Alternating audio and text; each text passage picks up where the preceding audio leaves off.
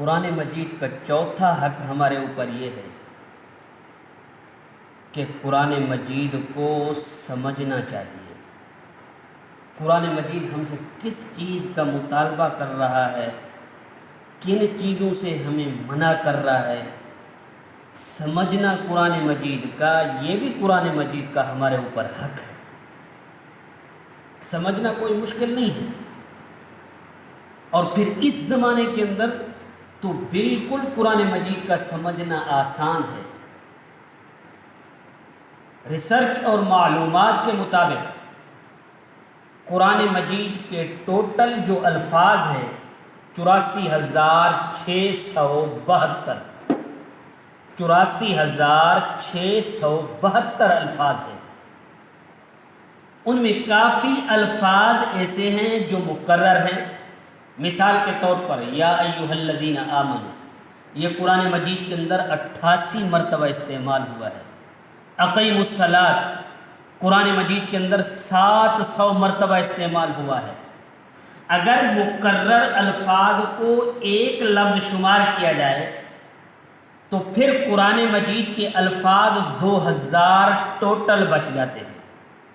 2000 میں سے 500 ایسے الفاظ ہیں جو ہماری اردو کے اندر بھی استعمال ہوتے ہیں۔ انسان، حیوان، کرسی، قلم، جنت، جہنم، اس طریقے کے کئی الفاظ ہیں جو ہماری اردو کے اندر استعمال ہو رہے ہیں۔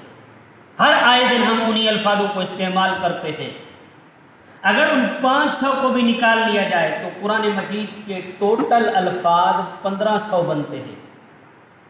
اب سوچنا یہ چاہیے کہ اگر قیامت کے دن اللہ تبارک و تعالی ہم سے یہ سوال کر لے، کیا آپ کے پاس قرآن مجید کے 1500 الفاظ کے سمجھنے کا ٹائم بھی آپ کے پاس نہیں تھا، تو ہم کیا جواب دیں گے؟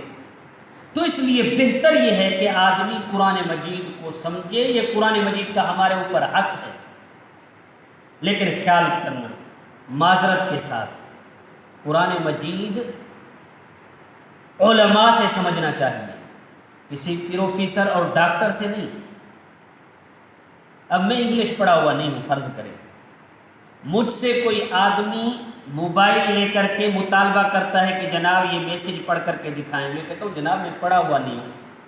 پھر آگے سے سوال کرتا ہے کہ جناب کچھ سمجھا کر کے دکھائیں۔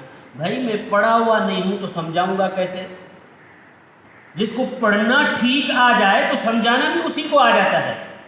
یہ جو آپ کے پروفیسر اور بڑے بڑے ڈاکٹر بیٹھے ہوئے ہیں جو کہتے ہیں کہ ہمارے پاس قرآن مجید کا فہم ہے، ہم قرآن مجید سمجھا سکتے ہیں، ذرا انہیں کہیں کہ قرآن مجید کے تقاضے کے مطابق قرآن مجید کی تلاوت کر کے دکھائیں۔ صحیح معنی میں انہیں پڑھنا نہیں آتا۔ جب پڑھنا نہیں آتا تو پھر سمجھائیں گے کیسے؟ نہ ان کے پاس گرامر ہے، نہ قواعد ہے۔ خیال کرنا معذرت کے ساتھ قرآن مجید علماء سے سمجھنا چاہیے۔ آپ نے اگر پروفیسر اور بڑے کسی سے سیکھنا چاہا جو قرآن مجید کے قواعد، عربی کی گرامر کے قواعد اور ان کے پاس قانون نہیں ہیں، وہ ضوابط نہیں ہیں جن کی بنیاد پر صحیح معنی میں عبارت کو ٹھیک کر سکے، جس کو ماضی مضارع کا کوئی پتہ نہیں ہے، قرآن مجید کو سمجھائے گا تو وہ آپ کو کہیں گمراہی کے اڈے پر لے کر کے نہ جائے۔ اور ایسے بڑے بڑے ہم نے دیکھے ہیں جو قرآن مجید کے سمجھنے کے درپے ہوئے اور گمراہی میں جا کر کے بیٹھے۔ کبھی حضرت عیسیٰ علیہ السلام کی حیات کا انکار کر کے بیٹھ گئے، کبھی حدیث کا انکار کر کے بیٹھ گئے۔ خیال کرنا معذرت کے ساتھ قرآن مجید سمجھنا ہے تو علماء سے سمجھنا چاہیے۔ قرآن مجید کا چوتھا حق بتا دیا کہ قرآن مجید کا سمجھنا بھی ضروری ہے۔ قرآن مجید کا پانچواں حق یہ ہے، خیال کرنا کہ جو چیز قرآن مجید سے آپ نے سمجھ لی ہے تو اس کا پھیلانا بھی ہمارے اوپر حق ہے قرآن مجید کا۔ تو اس لیے ہمیں چاہیے کہ قرآن مجید کے تمام حقوق کی خیالداری کرنی چاہیے۔ 5 حقوق پھر دوبارہ سے اجمالی طور پر گنوا دیتا ہوں۔ نمبر 1، قرآن مجید پر ایمان لے آنا، یہ قرآن مجید کا حق ہے۔ نمبر 2، قرآن مجید کو صحیح تجوید کے تقاضے کے مطابق پڑھنا، یہ قرآن مجید کا حق ہے۔